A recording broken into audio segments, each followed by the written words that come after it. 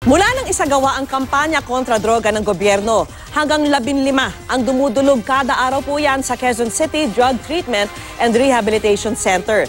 Libre po ang pagpasok ng mga drug dependent sa naturang pasilidad. At nakatutok si Salima Refran. Sa Quezon City Drug Treatment and Rehabilitation Center, maririnig ang mga tinig ng pagbabago. Kapag ikaw bago, kailangan dire-diretso. Kailangan patunayan ko sa sarili ko yung gusto mong bago. At saka kailangan dire-diretso yung pagbabago hinahangad ko. Hindi lang lang kasi para sa sarili ko, para rin sa mga mahal ko sa buhay. Saka, kung alam kong mali, huwag kong gawin, kaya dapat kung mga tama lang kung papatuloy kong gawin. 250 ang kapasidad ng tahanan ng pagbabago para sa mga lulong sa droga. Pero 178 pa lang ang tumutuloy dito ngayon.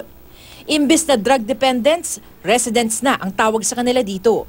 6 na buwan hanggang 1 taon silang mananatili sa pasilidad. Our program is called Therapeutic Community Modality, for which the activity of the patient is structured, no? From the time that they wake up up to the time that they go to sleep. It is the community that help a patient to change.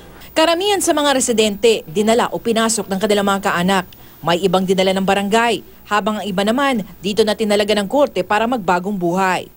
47 sa mga residente, minor de edad. Mas open ngayon ang mga magulang to rehabilitate. Dati, di ba, sabi ko nga, naghihilahan dyan. Although meron pa rin tayo noon. Pero most of the time, yung mga magulang lang nagmamakaawa para ma-admit.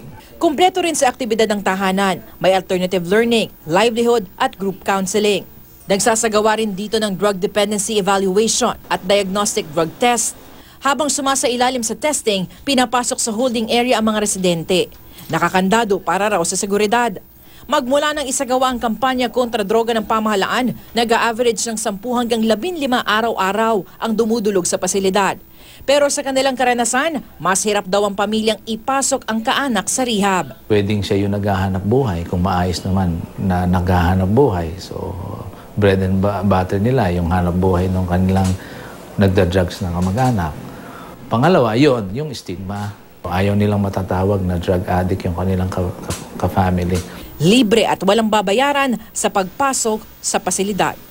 Salima Refran, nakatutok 24 oras.